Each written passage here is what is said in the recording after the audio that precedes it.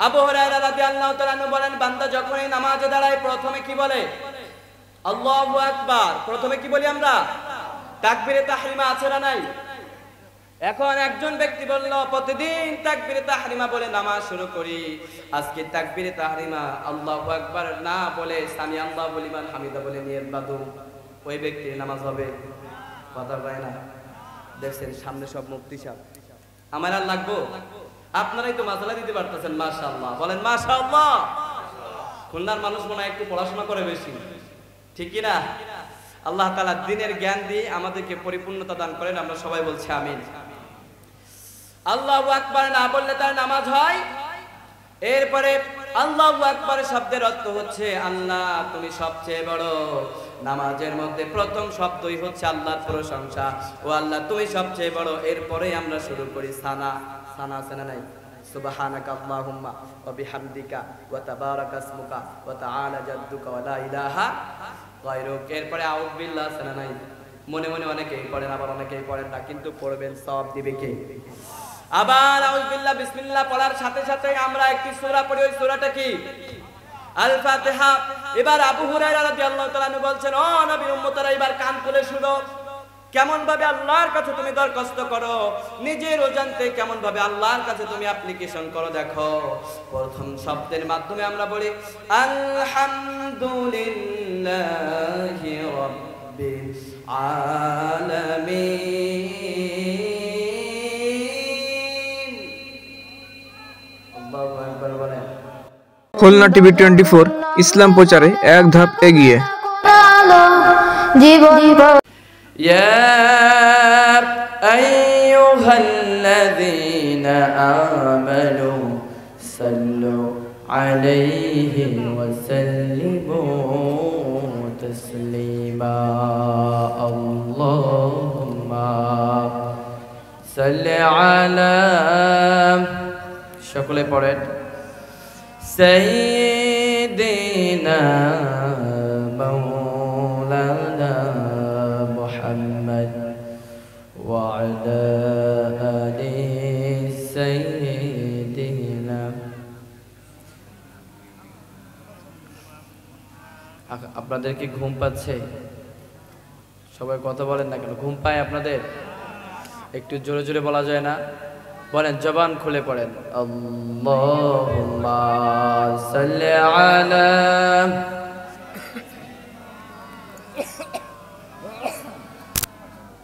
ওয়া আলা আলি সাইয়্যিদিনা। এখন শুনতে পাচ্ছেন? স্পষ্ট শোনা যায় ইনশাআল্লাহ। যদি কোনো প্রবলেম হয়, ভাইরা আছেন, ওনারা ঠিক করে দেবে। বলেন ইনশাআল্লাহ। আমরা যদি কথা বলি তাহলে এই মজলিসের আদবটা রক্ষা হবে না। চিল্লা বলেন, ঠিক কিনা? এই জন্য একটু ধৈর্য ধরা যাবে না ইনশাআল্লাহ। আল্লাহ আমাদের তৌফিক দান করুন। আমরা সবাই বলছি আমিন। সকলে জবান খুলে পড়েন, আল্লাহুম্মা সাল্লি আলা সাইয়্যিদিনা মাওলানা মুহাম্মদ ওয়া আলা আলি সাইয়্যিদিনা রাসূলানা মুহাম্মদ। তাহাজ্জুদের জাইনা মাঝে মরণ দিও প্রভু আমায়, ইকামতের দিনের পথে কবুল করে নিও আমায়।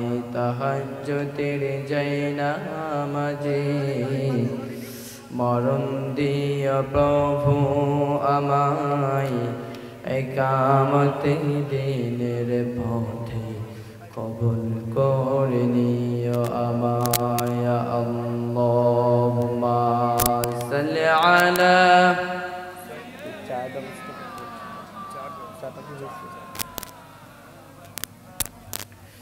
ওয়া আলা আলি সাইয়্যিদিনা রাসূলানা মুহাম্মদ। আমরা সর্বপ্রথম সেই মহান রবের প্রতি শুকরিয়া আদায় করছি যে আল্লাহ সুবহানাহু ওয়া তাআলা পবিত্র একটি সন্ধ্যায় আমাদেরকে একত্রিত করেছেন। এই জন্য হৃদয়ের সবটুকুন ভালোবাসাকে উজাড় করে দিয়ে সে উচ্চ আওয়াজে মুসলিম হিসেবে বীরের মতো চিৎকার মেরে একটু বলা যায় না আলহামদুলিল্লাহ। আমরা প্রশংসা করছি কার? লাভ হয়েছে কার? আল্লাহর। লাভ হয়েছে কার? আপনি কোনো চেয়ারম্যান সাহেবের প্রশংসা করলে লাভ হবে কার? আপনার কোনো লাভ আছে? আপনি আমার প্রশংসা করলেন, লাভ হবে কার? আমার জনপ্রিয়তা বেড়ে যাবে। এই এলাকায় যদি এই বছর আমি 10টা মাহফিল করি, আগামী বছর আমার মাহফিল বেড়ে হবে 20টা। চিল্লায়া বলেন ঠিক কিনা? আবার যদি আপনি এই এলাকার পীর সাহেব আছে বা বিভিন্ন পীর সাহেব আছে, পীরের প্রশংসা করেন, লাভ হবে কার? পীরের। আপনার কোনো লাভ আছে? আপনি যখনই তামাম জাহানের যে কোনো সৃষ্টিরই যখনই প্রশংসা করেন, আপনার কোনো লাভ নাই। কিন্তু যখনই আপনি আল্লাহর প্রশংসা করবেন, আল্লাহ তাআলা আপনার আমল নামাকে নেক দিয়ে ভরপুর করে দেবে। চিল্লা বলেন না সুবহানাল্লাহ। এই জন্য বেশি বেশি প্রশংসা যার করব, চিল্লা বলেন না তিনি কে? এই জন্য সবসময় প্রশংসা করব কার? ভাইরা আমার স্ট্রিট ফরওয়ার্ড যে জায়গাটা, এটাকে একটা অপূর্ণতা দেখা যায়। আপনারা যারা পিছনে এসে বসেছেন, আমি যদি বলি আপনারা এই সাইডে এসে বসেন, আমার প্লেসটা একটু সোজা হোক, কারণ আমি এভাবে বেঁকে টেনে যদি কথা বলি আমার নিজেরও কথায় কষ্ট হয়। আপনারা কি চান আমি কষ্ট করে কথা বলি? চান কেউ? যারা যারা চান না তারা মেহেরবানি করে এই যে এই ভাই ক্যামেরা নিয়ে বসেছে, ওনার স্ট্রিট সোজা যদি বসে, তাহলে আমিও খুশি হব, আল্লাহর কোরআনও খুশি হয়ে যাবে। বলেন আল্লাহু আকবার। কেননা কোরআনের একটা মজলিসের দরকার আছে না নাই? প্রত্যেকটা জিনিসের যেমন আদব আছে, কোরআনেরও একটা আদব আছে। আপনি যে কোরআন থেকে আজকে আলোচনা শুনতে এসেছেন, এই আলোচনা যে কোরআন থেকে করা হয়, এই কিতাব কি আপনার কোনো শিক্ষকের দ্বারা লিখিত কিতাব? কথা কয় না। কিতাবটা কার? তিনি কি বাংলাদেশের স্রষ্টা শুধু? আমেরিকাকে সৃষ্টি করেছেন কে? গোটা ইউনিভার্সকে যিনি সৃষ্টি করেছেন, যিনি, চিল্লা বলেন না তিনি কে? এই জন্য সব সময় আমরা প্রশংসা করব কার?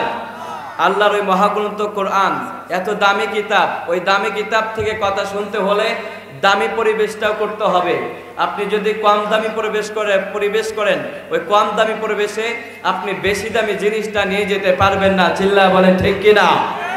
বাজারে ইলিশ পাওয়া যায় 300 টাকা কেজিতে, আবার সেম ইলিশ দেখতে একই, দাম হচ্ছে 1200 টাকা। পার্থক্য হচ্ছে একটা তাজা আর একটা 15 দিনের পুরানো বাসি। ওইটা নিলে বাজারে প্যাকেট দিয়ে চুয়াই বাসায় যেয়ে দেখবেন কিচ্ছু নাই, সব শেষ হয়ে গিয়েছে। কিন্তু যেটা তাজা, এটা টাকাও লাগছে বেশি, কষ্টও লাগছে বেশি, আবার প্যাকেট থেকে যখন বাইর করবেন জিনিসটাও ভালো। চিল্লা বলেন ঠিক কিনা? কোরআন হচ্ছে ভালো জিনিস। কোরআনকে একটু নিতে গেলে আপনাকেও স্যাক্রিফাইস করতে হবে। আমরা স্যাক্রিফাইস করতে রাজি আছি না নাই? একটু আওয়াজ দিয়ে বলেন, 2 হাত উঁচু করে, কোরআনের জন্য স্যাক্রিফাইস করতে রাজি আছি না নাই? যারা যারা রাজি আছেন এই সাইডটা পূরণ করেন। আপনারা কি কষ্ট পাচ্ছেন? আপনারা যদি কষ্ট না পান এই জায়গাটা পূরণ করেন, তাহলে আমার কথা বলতে সুবিধা হবে। আপনাদের প্লেস করতেই, আপনাদের জায়গাটা সুন্দর করতেই যদি আমার এত সময় লেগে যায়, তাহলে আমি কোরআন থেকে আলোচনা করব কখন? আপনারা কোরআন থেকে আলোচনা শুনতে চান না? সবাই বলেন না, চান না? তা আগে প্লেসটা সোজা করেন, আগে জায়গাটা সুন্দর করেন, তাহলে ইনশাআল্লাহ কথা আমার থেকে আসে না, এটা আসে কার পক্ষ থেকে? আল্লাহর থেকে। এজন্য আমরা আল্লাহর কোরআন যেহেতু শুনবো, জায়গাটা আমাদের চমৎকার লাগবে। কোরআন যেই দিলে থাকে, ওই দিলটা নূর দিয়ে ভরপুর করে দেন কে? সবাই বলেন আল্লাহ তাআলা। এজন্য একটু জিকির করেন, লা ইলাহা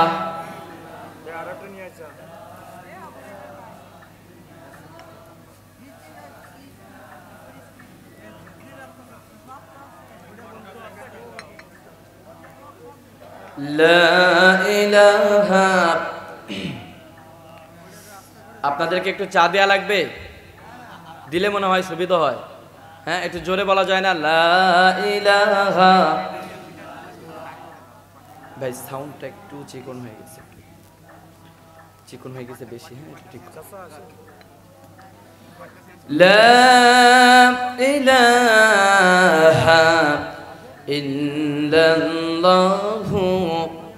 মুহাম্মাদুর রাসূলুল্লাহ আল্লাহ নামের জিকির করবে যারা,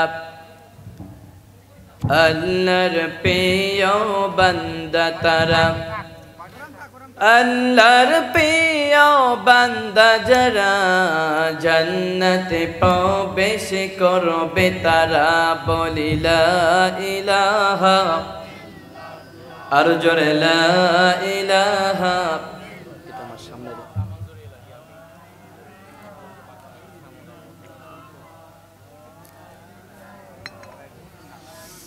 মুসলিম আমি সংগ্রামী, আমি চির রণবীর, আল্লাহকে ছাড়া কাউকে মানি না। নারাই তাকবীর, নারাই তাকবীর, নারাই তাকবীর। মুসলিম আমি সংগ্রামী, আমি চির রণবীর, আল্লাহকে ছাড়া কাউকে মানি না। নারাই তাকবীর, নারাই তাকবীর। আল্লাহু আকবার। একটু ময়দান কাঁপিয়ে আল্লাহু আকবার বলা যায় না? লিল্লাহি তাকবীর। একজন উঠে একটু তাকবীর দেন তো, বীরের মতো দেখি। কেউ আছেন এমন? উঠে তাকবীর দিতে হবে।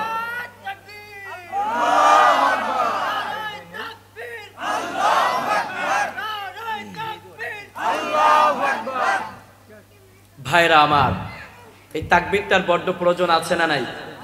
অনেকের একটু ঝিমাত ছিল, আমি ঝিমানোটা ঠিক করে নিলাম। এখন কি ঘুম পাই? খারাপ লাগে? আলোচনা শোনা যাবে? বলেন ইনশাআল্লাহ। আজকে আমি আলোচনা করব সূরা আল ফাতিহা থেকে। সূরার নাম কি? কোরআনের সর্বপ্রথম যে সূরা, ওই সূরার নাম কি? আল ফাতিহা। যেহেতু আমি আপনাদের সামনে এই মনে হয় ফার্স্ট টাইম আপনাদের সামনে কোরআন থেকে আলোচনা করছি, যেহেতু আমি ফার্স্ট টাইম, সূরাটাও হবে ফার্স্ট টাইমের সূরা। সুবহানাল্লাহ। মিল আছে না? শ্রোতা এবং বক্তার ভিতরে যদি একটা অ্যাটাচমেন্ট থাকে, কথা আল্লাহ তাআলা হৃদয় থেকেই বাইর করে দেয়। বলেন আল্লাহু আকবার। আমরা কোরআন থেকে আলোচনা শুনবো, আল্লাহ তুমি তৌফিক দাও। বলেন আমিন। কোরআন কারীমের সর্বপ্রথম পূর্ণাঙ্গ সূরা যেটি নাজিল হয়েছিল, ওই সূরার নাম কি? বলেন। বিসিএস এর একটি প্রশ্নের অ্যানসার করে দেব আজকে ইনশাআল্লাহ। আপনি বিসিএস পরীক্ষা দিতে গেলে এই প্রশ্ন অনেক সময় আসে যে সর্বপ্রথম পবিত্র কোরআনের কোন সূরাটা নাজিল হয়েছে? সূরা আল ফাতিহা। সূরার নাম কি? আল ফাতিহা। সূরা ফাতিহার পূর্বে অন্যান্য সূরার বিভিন্ন আয়াত নাজিল হয়েছে, কিন্তু পূর্ণাঙ্গ সূরা ফাতিহার আগে অন্য কোন সূরা নাজিল হয় নাই। বলেন না সুবহানাল্লাহ। তো ওই সূরা থেকে আমরা আজকে আলোচনা শুনবো। বলেন ইনশাআল্লাহ। সূরার নাম কি? আল ফাতিহা। এটি মাক্কি না মাদানী? কথা কয় না। মাক্কি সূরা। এই সূরাটা কি সূরা? মাক্কি একটি সূরা। রাসূলের সাল্লাল্লাহু আলাইহি ওয়াসাল্লাম তার মাক্কি জীবনে সূরাটি নাজিল হয়েছিল। আবার কেউ কেউ বলেছেন যে না, এটি শুধু মাক্কিতে নাজিল হয় নাই, এটি মাদানীতেও নাজিল হয়েছে। তবে অধিকাংশ মুফাসসিরগণ বলেছেন যে না, এটা শুধুমাত্র মক্কায় নাজিল হয়েছে। যাই হোক না কেন, আমরা সূরা ফাতিহা পেয়ে ধন্য। বলেন সুবহানাল্লাহ। এই সূরার প্রথম যেই নামটা আমরা সবাই জানি, এক নামে এক ডাকে যেই সূরাকে চিনি, তার নাম হচ্ছে আল ফাতিহা। ফাতিহা শব্দের অর্থ হচ্ছে, শাব্দিক অর্থ হচ্ছে ভূমিকা, সূচনা, আরম্ভ করা। যেহেতু এই সূরা, কোরআনটাকে শুরু করা হয়েছে এই সূরা দিয়ে, এজন্য এই সূরার নাম কি? আল ফাতিহা। কত চমৎকার নাম না? একটু সুবহানাল্লাহ বলা যায় না? আর যারা বলেন নাই, বাসাতে গিয়ে বিবির কানে কানে বললেন সুবহানাল্লাহ। একটু জোরে বলেন না সুবহানাল্লাহ। এই সূরার অন্যতম একটি নাম হচ্ছে উম্মুল কোরআন। সূরার নাম কি?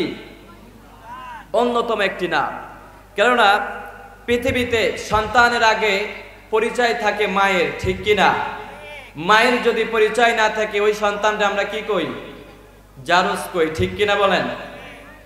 তবে কোরআনকে এই শাব্দিক অর্থে ব্যবহার করা যায় না। কোরআন হচ্ছে সম্মানিত কিতাব। সুবহানাল্লাহ বলেন। আমি এক্সাম্পল দিলাম, কেননা কোরআনের একটি নাম যদি হয় উম্মুল কোরআন, তাহলে এই সূরাটা হচ্ছে কোরআনের মা। সুবহানাল্লাহ। কেননা কোরআনের প্রথম পেজটা যখন আপনি এভাবে উল্টাবেন, প্রথমেই যেটা আপনার দৃষ্টিটা কেড়ে নেবে, সেই সূরার নাম হচ্ছে আল ফাতিহা। এই জন্যই এর নাম হচ্ছে উম্মুল কোরআন। বলেন আল্লাহু আকবার। এই সূরার আরো একটি নাম হচ্ছে আস-সাবউল মাসানি। নাম কি? আপনারা খায়া ফলাইতেছেন মনে হয় সাথে সাথে। নামটা বলা যায় না আমার সাথে? নাম কি? আস-সাবউল মাসানি, 60টি অধিক পতিতব্য আয়াত। সুবহানাল্লাহ বলেন। এই সূরার ব্যাপারে আল্লাহ রাব্বুল আলামিন একটি আয়াতে কালিমাও দিয়েছেন এবং ওই আয়াতে কালিমাটা আজকে খুতবার শুরুতে আমি তেলাওয়াত করেছি। আমার সাথে বলেন, ওয়ালাকাদ আতাইনাকা সাবআম মিনাল মাসানি ওয়াল কুরআনাল আযীম।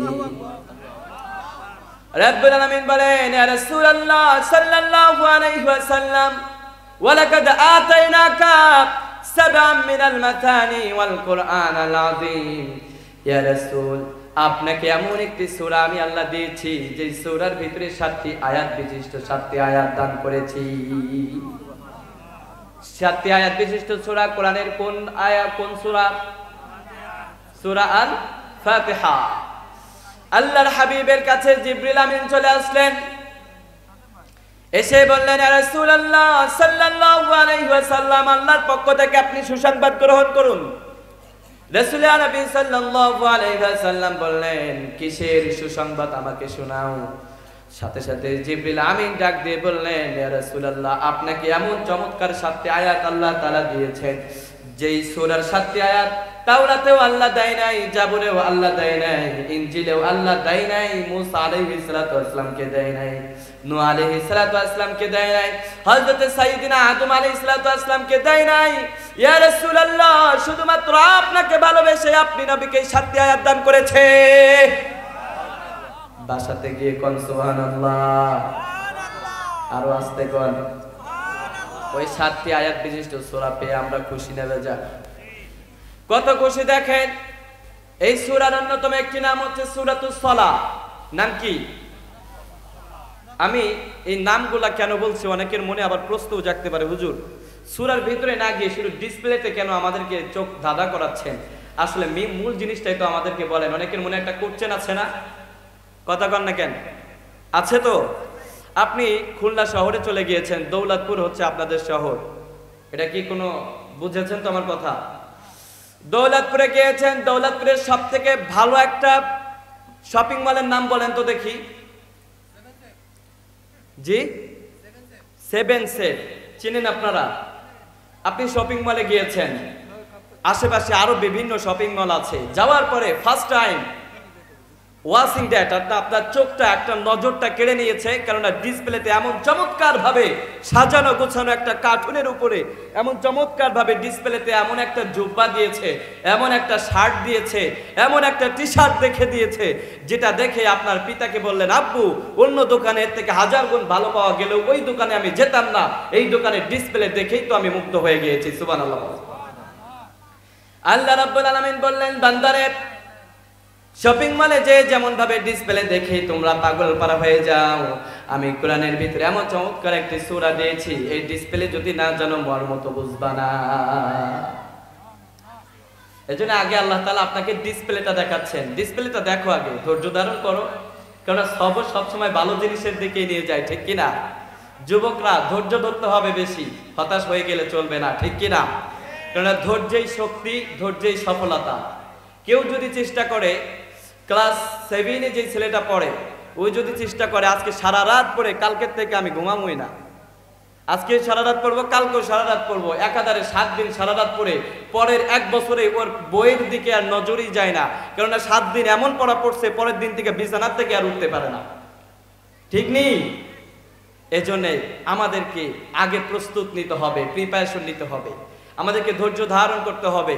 ধৈর্যের ফলটা সবসময় আল্লাহ তাআলা আমাদের জন্য সহনশীল এবং চমৎকার প্রদান করেন, বলেন সুবহানাল্লাহ। এবার রব্বুল আলামিন বললেন, বান্দারে এই সূরার অন্যতম একটি নাম আমি আল্লাহ তাআলা দিয়েছি, এই সূরার একটি নাম হচ্ছে সূরাতুস সালাহ। নামাজ আপনি আদায় করছেন, বয়স আপনার 50 বছর, এই 50 বছরে প্রতিদিন তো আপনি ফরজ নামাজে সূরা ফাতিহা পড়েন নাকি অন্য কোন সূরা পড়েন? সূরা ফাতিহা আমাদের প্রত্যেকের নামাজে আছে না নাই? একদিন আপনি বললেন, হুজুর বেতন আমি সবার থেকে বেশি দিই, আজকে সূরা ফাতিহা পড়া যাবে না, বেতন আমি বেশি দিই যেহেতু আমার ক্ষমতাও বেশি, আগামীকাল থেকে সূরা ফাতিহা বাদ দিয়ে অন্য কোন সূরা পড়বেন? বলুন তো, ওই নেতার কথা শুনে যদি সূরা ফাতিহা বাদ দিয়ে ইমাম সাহেব অন্য কোন সূরা দিয়ে নামাজ শুরু করে, পিছনে যেই সমস্ত মুসল্লিরা আছে এরা নামাজ পড়বে না পিটাবে? আপনারা কি করবেন? আপনার তো ইমামরে পিটাইবেন কেন? যেই বেটা কইছে আগে তারে পিটা, ঠিক নেই। আমাদের সমাজের ইমামরা হচ্ছে সবচেয়ে বেশি নির্যাতিত। রাগ করেছেন? রাগ করছেন? আপনারা মনে রাখবেন, আপনাদের এলাকার কথা বলছি না ভাইরা আমার। প্রতিদিন আমরা বাংলাদেশের বিভিন্ন জেলাতে কোরআনের কথাগুলো বলি। ইমাম সাহেবরা এসে আমাদের কাছে দুঃখ প্রকাশ করে, হুজুর এমন একজন সভাপতি হয়েছে, আল্লাহ 30 দিন একদিনও জুমার নামাজ আমি সুদের বিরুদ্ধে কথা বলতে পারি না। সুবহানাল্লাহ, দেখছেন নি? এমন শ্রোতা তো দরকার, ঠিক কিনা? আল্লাহ আমাদের বুঝার তৌফিক দান করুন, বলেন আমিন। বলতেছে, হুজুর কেন আমি বললাম, কেন বলতে পারেন না? আমি তো বিষয়টা বুঝছি নাকি বুঝি নাই? আমি বুঝেছি, তারপর আমি কোশ্চেনটা করলাম এই জন্য। আসলে মূল বিষয়টা তো একটু দেখার দরকার। আপনার কি রাগ করছেন কেউ? যখন এই জিজ্ঞাসা করলাম, বললো হুজুর যেই বেটা সভাপতি, এই বেটা সুদের ব্যবসা, যদি আমি সুদের বিরুদ্ধে কথা বলি আগামীকাল থেকে বলবে হুজুর চাকরি নাই, বাসাতে জানগা। আর আমরা এমন মুসল্লি ভাই, বললেই রাগ করেন আপনারা। আবার এমন মুসল্লি আমরা এলাকার ভিতরে, যে বেটা সবচেয়ে বেশি সুদ খায়, ঘুষ খায়, নামাজ নাই, কালাম নাই, হেরে বানাইছে সভাপতির জীবনেও নামাজ তো দূরের কথা, সূরা ফাতিহাই পড়তে পারে না। আপনাদের এই এলাকায় নাই, খুলনাতে নাই ভাই, অন্য এলাকায় আছে। আমি অন্য এলাকার কথা বলতেছি। আছে আছে, আপনারাই কিন্তু কইছেন, আপনারাই কিন্তু স্বীকৃতি দিলেন, আমি কিন্তু কই নাই। এই সমস্ত ব্যাপারগুলো চেঞ্জ করতে হবে, কেননা ইমামের পিছনে সেই দাঁড়াবে, সভাপতি সেই হবে যেই ব্যক্তিটা ইমামের অপরিবর্তে নামাজ আদায় করাতে পারবে, ঠিক কিনা? একদিন ঈদের নামাজে ইমাম সাহেব ছুটিতে গিয়েছে, ইমাম সাহেব ছুটিতে যাওয়ার পরে সভাপতিরা আগে দেবেন, আপনি নামাজ পড়ান, ঠিক কিনা? মসজিদে নববীর সভাপতি ছিলেন সাইয়েদিনা, সাহাবীদের ভিতরে বিশ্বনবীজি ওই মসজিদে নববীর ইমাম ছিলেন, সাইয়েদিনা ওমর ইমাম ছিলেন, ঠিক কিনা? সাহাবীরা এমন ইমাম তাদের ছিল, ইমাম যদি 100 বছর না আসতেন তারা কিন্তু ইমামতির দায়িত্ব পালন করতে পারতেন নাকি পারতেন না? কাজে কর্মে রাসূলের আদর্শ নাই, শুধু মুখে মুখে রাসূল তোমাকে ভালোবাসে, তোমাকে ভালোবাসি, এমন মুসলমান আপনাদের খুলনাতে একজনও নাই। দেখছেন কত ভালো এলাকা, আপনাদের এলাকায় এগুলো হয় নাই। আল্লাহ আমাদের কবুল করুক, বলেন আমিন। ভাইরা আমার, যেই কথা বলতেছিলাম, এই সূরার একটি নাম হচ্ছে আস-সালাত। কারণ আল্লাহ রাব্বুল আলামিনের হাবিব বিশ্বনবী জনাবে মুহাম্মদ রাসূলুল্লাহ সাল্লাল্লাহু আলাইহি ওয়াসাল্লাম বলেছেন, লা সালাতা ইল্লা বিল ফাতিহাতিল কিতাব। যেই নামাজের ভিতরে, যেই সালাতের ভিতরে সূরা ফাতিহা নাই, জেনে নাও, বুঝে নাও, ওই নামাজটা আল্লাহর কাছেও কবুল হতে পারে না। এই যে সূরা ফাতিহা বাদ দিয়ে নামাজ পড়লে নামাজ হবে? সব ইমামরা একযোগে বলেছেন, ইমাম আবু হানিফার মত, ইমাম শাফিঈর মত, সবাই বলেছেন যে না, সূরা ফাতিহা বাদ দিয়ে যদি অন্য কোন সূরা কোন ব্যক্তি নামাজ শুরু করে, ওই ব্যক্তিটার নামাজ হতে পারে না। এবার আসুন, সূরার অন্যতম একটি নাম হচ্ছে সূরাতুর রুকিয়া। নাম কি? সূরাতুর রুকিয়া। রুকিয়া শব্দের অর্থ হচ্ছে ঝাড়ফুঁক করা। কি করা? এবার অনেক হুজুররা আমার প্রতি রাগান্বিত হয়ে যেতে পারে। ঝাড়ফুঁক যেহেতু করতে হয়, হুজুরদের কথা তো আমি সবাইরে বলে দিলাম, আপনারা কি রাগ করছেন?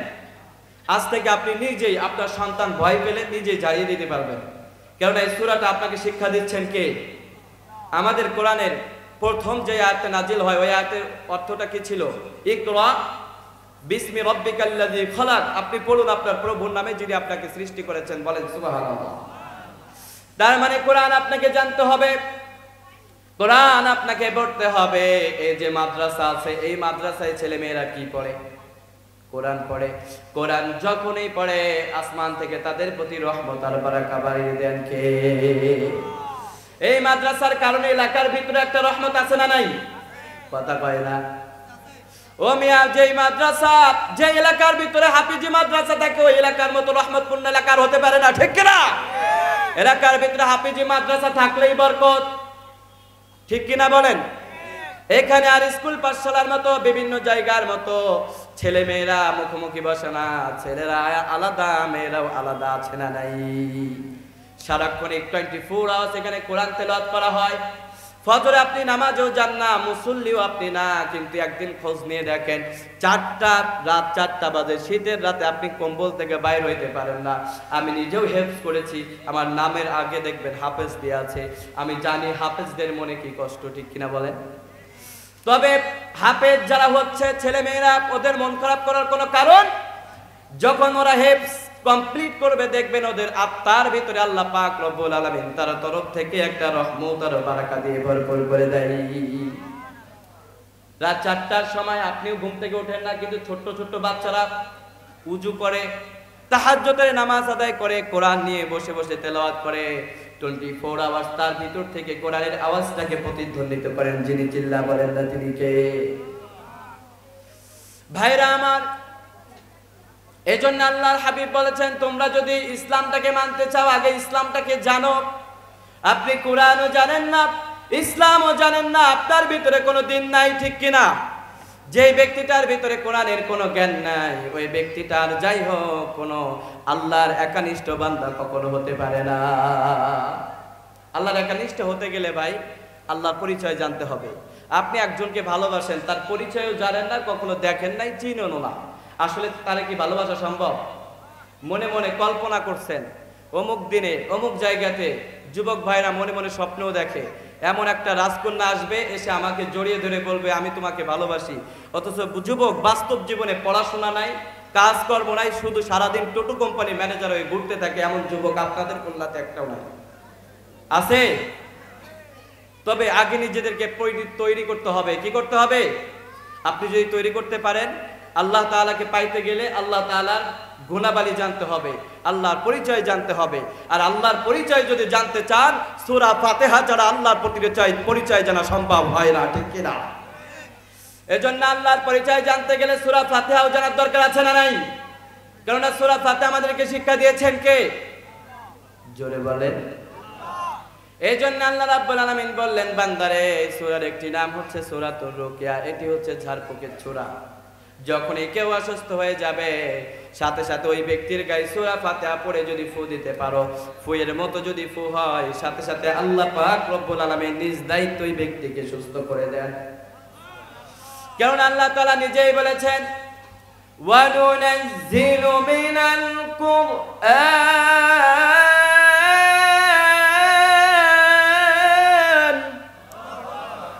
মা হুয়া শিফাa'un ওয়া রাহমাতুন লিল মুমিনিন।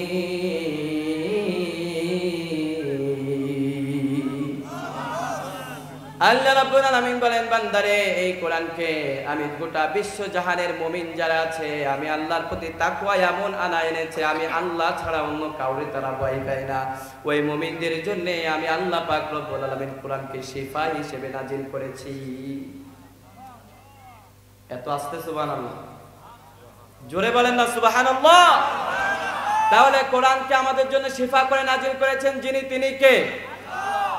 এবার আল্লাহ তাআলা বলছেন, বান্দারে এটা শুধু মুখে মুখে না, আমার নবীর সাহাবীরা এটার বাস্তব প্রমাণ করে দেখিয়েছে। হযরত আবু সাঈদ খুদরি রাদিয়াল্লাহু তাআলা আনহুর বর্ণনায় তিনি বলেন, একবার আমরা বিশ্ব নবীজির কাছ থেকে অনুমতি নিয়ে একটা সফরে বাইর হলাম। চলতে চলতে অনেক দুর্গম পথ অতিক্রম করলাম, মরুভূমির এলাকা।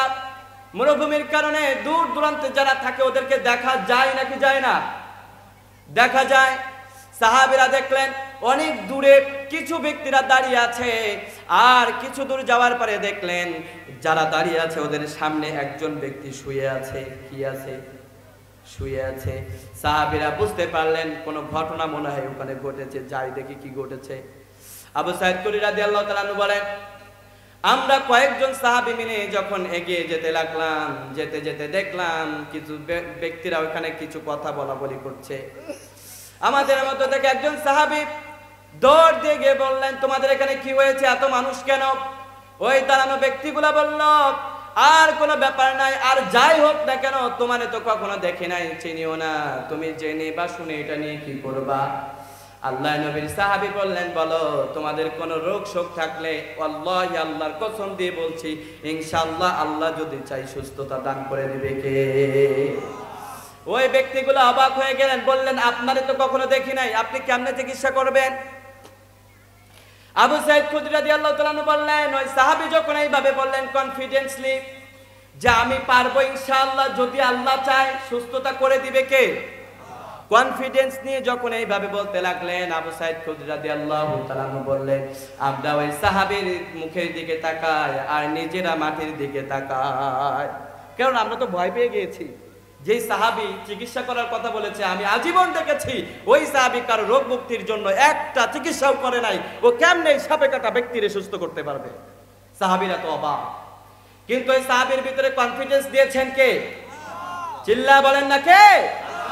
ওই সাহাবী বললেন, ভয় পাওয়ার কোনো কারণ নাই, আমি আছি, আল্লাহি আল্লাহ বলেছেন যদি তোমরা শিফা করতে চাও এই সূরাটাকে ব্যবহার করো, শিফা করে দিবে কে? সাহাবী সাথে সাথে সূরা ফাতিহা পড়ে প্রথমবার যখন নিজে ওই ব্যক্তিটার গায়ে ফু দিলেন, আগে জ্ঞান ছিল না, কি ছিল না, মরার মতো শুয়ে আছে, চোখও খুলে না, নিঃশ্বাসও নেয় না। সাহাবী যখন এই সূরা ফাতিহা পড়ে প্রথম ওই ব্যক্তির গায়ে ফু দিলেন, বন্ধ চোখটা খুলে ব্যক্তিদের দিকে তাকালেন, সবাই অবাক হয়ে গেলে। ওই সাহাবীটা আবার যখন দ্বিতীয় ফু দিলেন, ব্যক্তিটা ছিল শোয়া, কিন্তু দ্বিতীয় ফু পাওয়ার সাথে সাথেই শোয়া থেকে বসে পড়লেন। আবার আবু সাইদ খুদরি রাদিয়াল্লাহু তাআলা আনহু বললেন, আমরা এই জন্য অবাক হলাম, আমরা দেখলাম তৃতীয়বার যখন ওই সাহাবী ফু দিয়েছে, ওয়াল্লাহি রাব্বিল কাবা, কাবার মালিকের কসম দিয়ে বলছি, তৃতীয়বার ফু দেওয়ার সাথে সাথে আমরা খেয়াল করলাম বসা ব্যক্তিটা এবার উঠে দাঁড়িয়ে বলছে, আমার কি হইছে? কেউটা করা, হামদ, হামদ শব্দের অর্থ প্রশংসা করা। এই সূরা শুরুতে আমাদেরকে আল্লাহ প্রশংসা করতে যিনি শিখিয়েছেন, চিল্লা বলেন না তিনি কে? আওয়াজ দিয়ে বলেন তিনি কে? ভাইরা আমার, আপনাদের আওয়াজ, এতগুলা মানুষ, আপনারা কি কম মানুষ এখানে? আমি গতকালকে বৃষ্টিতে ভিজে যশোরে মাহফিল করেছি, আবার এখানে আসছি, আমার গাড়িটা গতকাল রাত্রে নষ্ট হয়ে গিয়েছে। আপনাদের ওই যে ভাই আমাকে নিয়ে এসেছে, উনি দৌলতপুর থেকে আমাকে মোটরসাইকেল ঠান্ডা বাতাস খাওয়াইতে খাওয়াইতে এসির বাতাসে আমাকে নিয়ে আসছে এখানে। গলার সমস্যা হওয়ার কথা আমার, কিন্তু এখানে এসে দেখছি গলার সমস্যা হয়েছে আপনাদের। এটা কোনো কথা না? কলিজার টান থাকলে মনে হয় নিজের রকম নড়ে যায়। বিষয়টা কেমন নাকি? একটু আওয়াজ দিয়ে যাবে না ইনশাআল্লাহ? বলেন না লিল্লাহি তাকবীর, লিল্লাহি তাকবীর। আপনাদের গলাটা ঠিক আছে কিনা একটু চিকিৎসা করলাম, এবার কথা বলা যাবে না ইনশাআল্লাহ? আচ্ছা বলেন, আপনাদের আলোচনা কি খারাপ লাগে, ভালো লাগে? আলহামদুলিল্লাহ বলেন না আলহামদুলিল্লাহ। এই জন্য সূরাটার আরেকটি নাম হচ্ছে সূরাতুল হামদ। যেহেতু সূরাটা শুরু হয়েছে আল্লাহর প্রশংসা দিয়ে, এই জন্য আল্লাহ তাআলা এর নামই একটি দিয়েছেন সূরাতুল হামদ, অর্থাৎ প্রশংসার সূরা।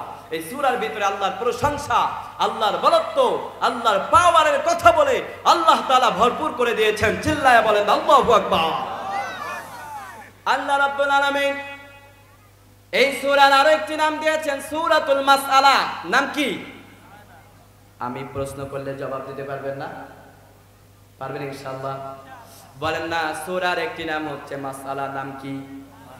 মাসআলা শব্দের শাব্দিক অর্থ হচ্ছে আবেদনের সূরা।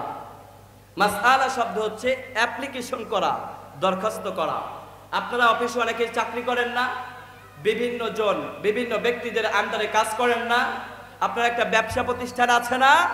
আল্লাহ তাআলা বলছেন, বান্দারে ওই ব্যবসা প্রতিষ্ঠানে আপনি ম্যানেজারের পদে চাকরি নেওয়ার জন্য আপনার সিভিটা স্ক্যান করে অ্যাপ্লিকেশন করে এটাকে আপনাকে অফিসে জমা দিতে হয়। আর জমা না দিলে আর যাই হোক, যত যোগ্যতাই থাকুক না কেন, আপনি চাকরি পেতে পারবেন না। চিল্লা বলেন না ঠিক কিনা? চাকরি পেতে হলে অ্যাপ্লিকেশনের দরকার আছে না নাই? কথা কয় না। বাংলাদেশের সংসদ ভবন আছে, সংসদ ভবনের আন্ডারে অনেক মন্ত্রীরা আছে, ওই মন্ত্রীদের বিভিন্ন অফিস আদালত আছে। ওইখানে যদি আপনি চাকরি পেতে চান, আপনার শিক্ষাগত যোগ্যতা নিয়ে একটা অ্যাপ্লিকেশন করতে হবে, আবেদন করতে হবে। আল্লাহ রাব্বুল আলামিন এই আবেদনটা 1500 বছর আগে কোরআন দিয়ে সূরা ফাতিহার মাধ্যমে আমাদের শিক্ষা দিয়েছে। 1500 বছর আগে আবেদন করাকে শিক্ষা দিয়েছেন আমাদেরকে। আজকে আমরা কি জানি? আবেদন, অ্যাপ্লিকেশন, স্ক্যান করা, এগুলা বলা পশ্চিমারা আমাদেরকে শিখিয়েছে। কেননা উন্নত রাষ্ট্র বললেই আমরা আমেরিকার দিকে আঙুল উঠাই, কিন্তু আপনি জানেনই না একটা সময় ছিল আমেরিকা বলে কোনো রাষ্ট্রই পৃথিবীতে ছিল না। চিল্লা বলে ঠিক কিনা? এই নরপশুগুলা মুসলমানদের রক্ত ঝরিয়ে তাদের ক্ষমতা হাতে নিয়েছে, ঠিক কিনা? আজকের ফিলিস্তিনের মা বোনরা মার খাচ্ছে, এর 1 নাম্বার আসামি হচ্ছে আমেরিকা। কথা কয় না? আমেরিকার সাথে বাংলাদেশের কোন মুসলিমের 1 বিন্দু পরিমাণ কোন সম্পর্ক থাকতে পারে না। চিল্লা বলেন না ঠিক কিনা? আমেরিকা প্রেমী যারা, তাদের বুঝতে হবে আর যাই হোক ওদের হৃদয়ের ভিতরে ইসলামের কোনো ভালোবাসা থাকতে পারে না। ঠিক নেই? আমেরিকা প্রেমী হওয়া যাবে? প্রেমী হতে হবে কার? আল্লাহকে যে পাইতে চাই, হযরতকে ভালোবেসে, আল্লাহকে যে পাইতে চাই। সুবহানাল্লাহ কোন? আরশ কুরসি লৌহ কালাম না চাহিতে পেয়েছে সে, রাসূল নামে রশি ধরে যেতে হবে খোদার দ্বারে। আল্লাহু আকবার। রাসূল নামে রশি ধরে যেতে হবে খোদার দ্বারে, নবী তরঙ্গে যে পড়েছে ভাই, দরিয়াতে সে আপনি মেশে, হযরতের অনুসরণে আল্লাহকে যে পাইতে চাই। আল্লাহু আকবার বলে। আমরা পাইতে চাই কারে? তবে আল্লাহকে পাইতে গেলে রাসূলকে পেতে হবে। আর রাসূলের ভালোবাসা যাদের অন্তরের ভিতরে থাকে না, আল্লাহ পাক রব্বুল আলামিন ওই ব্যক্তিদেরকে কখনো তিনি ভালোবাসেন না। চিল্লা বলেন না ঠিক কিনা? এবার রব্বুল আলামিন বললেন, বান্দারে কিভাবে দরখাস্ত শিখিয়েছি দেখো। হযরত আবু হুরায়রা রাদিয়াল্লাহু তাআলা আনহু সহিহ মুসলিমের ভিতরে 904 নম্বর একটি হাদিস এসেছে। হযরত আবু হুরায়রা রাদিয়াল্লাহু তাআলা দরখাস্তের একটা রূপক অর্থ এবং এটার ব্যাখ্যা বিশ্লেষণ, একটা বাস্তব চিত্র তিনি হাদিসের মধ্যে আমাদের জন্য তুলে ধরেছেন। বলেন আল্লাহু আকবার। আবু হুরায়রা রাদিয়াল্লাহু তাআলা বলেন, এই সূরার মাধ্যমে আল্লাহ পাক রব্বুল আলামিনের কাছে বান্দা কিভাবে আবেদন করে দেখুন। একটু মনোযোগ দিয়ে যদি শুনেন তাহলে বুঝবেন প্রতি ওয়াক্ত নামাজে আল্লাহর কাছে কেমন করে আপনি আল্লাহর কাছে দরখাস্ত করছেন। আপনি অর্থ জানেন না, বুঝেন না, তাই আপনি কখনো কল্পনা করেন নাই। কিন্তু কানগুলো যদি আজকের মাহফিলে খরগোশের মতো খাড়া করে দিতে পারেন, ওয়াল্লাহি রব্বিল কাবা, কাবার মালিকের কসম দিয়ে বলি, আজকের মাহফিলে কানগুলো খরগোশের মতো খাড়া করে দিতে পারলে মনে করবেন নামাজের মধ্যে কিভাবে আল্লাহর কাছে কথা বলি, আল্লাহর সম্মুখে আমরা দাঁড়িয়ে যাই। আবু হুরায়রা রাদিয়াল্লাহু তাআলা আনহু বলেন, বান্দা যখনই নামাজে দাঁড়ায় প্রথমে কি বলে? আল্লাহু আকবার। প্রথমে কি বলি আমরা? তাকবীরে তাহরিমা আছে না নাই? এখন একজন ব্যক্তি বলল প্রতিদিন তাকবীরে তাহরিমা বলে নামাজ শুরু করি, আজকে তাকবীরে তাহরিমা আল্লাহু আকবার না বলে সামি আল্লাহু লিমান হামিদা বলে নিয়ত বাঁধু, ওই ব্যক্তির নামাজ হবে? কথা বলে না? দেখছেন সামনে সব মুফতি সাহেব, আমার আর লাগবো? আপনারাই তো মাসালা দিতে পারতেছেন। মাশাআল্লাহ বলেন মাশাআল্লাহ। খুলনার মানুষ মনে হয় একটু পড়াশোনা করে বেশি, ঠিক কি না? আল্লাহ তাআলা দ্বীনের জ্ঞান দিয়ে আমাদেরকে পরিপূর্ণতা দান করেন, আমরা সবাই বলছি আমিন। আল্লাহু আকবার না বললে তার নামাজ হয়? এরপরে আল্লাহু আকবার শব্দের অর্থ হচ্ছে আল্লাহ তুমি সবচেয়ে বড়। নামাজের মধ্যে প্রথম শব্দই হচ্ছে আল্লাহর প্রশংসা, ও আল্লাহ তুমি সবচেয়ে বড়। এরপরে আমরা শুরু করি সানা। সানা আছে না নাই? সুবহানাকা আল্লাহুম্মা ওয়া বিহামদিকা ওয়া তাবারাকা ইসমুকা ওয়া তাআলা জাদ্দুকা ওয়া লা ইলাহা গায়রুক। এরপরে আউযু বিল্লাহ আছে না নাই? মনে মনে অনেকেই পড়েন, আবার অনেকেই পড়েন না, কিন্তু পড়বেন, সওয়াব দিবে কে? আবার আউযু বিল্লাহ বিসমিল্লাহ পড়ার সাথে সাথে আমরা একটি সূরা পড়ি, ওই সূরাটা কি? আল ফাতিহা। এবার আবু হুরায়রা রাদিয়াল্লাহু তাআলা আনহু বলছেন, ও নবীর উম্মতরা এবার কান খুলে শুনো, কেমন ভাবে আল্লাহর কাছে তুমি দরখাস্ত করো, নিজের অজান্তে কেমন ভাবে আল্লাহর কাছে তুমি অ্যাপ্লিকেশন করো দেখো। প্রথম শব্দের মাধ্যমে আমরা বলি আলহামদুলিল্লাহি রাব্বিল আলামিন।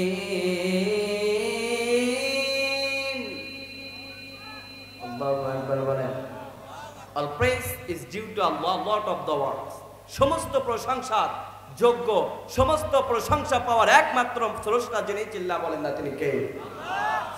আবু হুরায়রা রাদিয়াল্লাহু তাআলা আনহু বলেন, বান্দা যখনই আলহামদুলিল্লাহ রাব্বিল আলামিন বলে, আসমান থেকে আল্লাহ রাব্বুল আলামিন তার জবাব দেন আল্লাহু আকবার। নামাজের মধ্যে দাঁড়ালে আপনার সাথে কথা বলেন কে?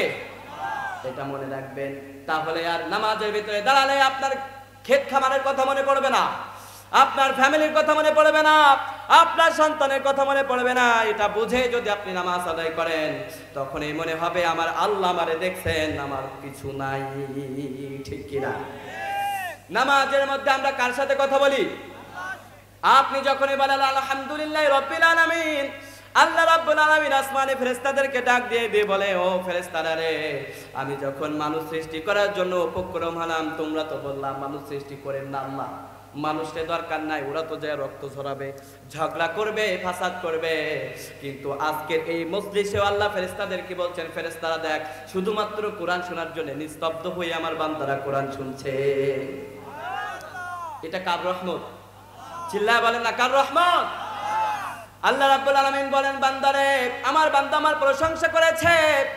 আবার পরের আয়াতে যখনই আপনি বলেন আর রহমানির রহিম, আল্লাহ তুমি তো রহমান, তুমি তো রহিম, আপনি যখন এইভাবে আল্লাহর প্রশংসা করেন, আল্লাহ রাব্বুল আলামিন আসমানে ফেরেশতাদেরকে ডাক দিয়ে বলে, ও আমার ফেরেশতারা রে, আমার বান্দা আমার গুণগান করছে, আমার বান্দা কি বলে, এবার তোমরা মনোযোগ দিয়ে শোনো। এরপরে যখন আপনি নামাজের মধ্যে বলেন আর রহমানির রহিম মালিকি ইয়াউমিদ্দিন, যখন আপনি মালিক ইয়াউমিদ্দিন বলেন, সাথে সাথে জবাব দেন কে? আপনি যখন এই মালিক ইয়াউমিদ্দিন বলেন, আসমান থেকে রব্বুল আলামিন তাকিয়ে দেখতে থাকেন, ফেরেশতারা তাকিয়ে বলে, ও আল্লাহ, এবার তো তোমার বান্দা তোমার বড়ত্বের ঘোষণা দিয়েছে, আল্লাহু আকবার। আপনি যখন এই মালিক ইয়াউমিদ্দিন বলেন, আল্লাহ রাব্বুল আলামিন আসমান থেকে বলেন, ও আমার ফেরেশতারা রে, তখন তো তোমরা বলেছিলা মানুষ সৃষ্টি করো না, আমার বান্দা আমার বড়ত্বের ঘোষণা দিয়েছে।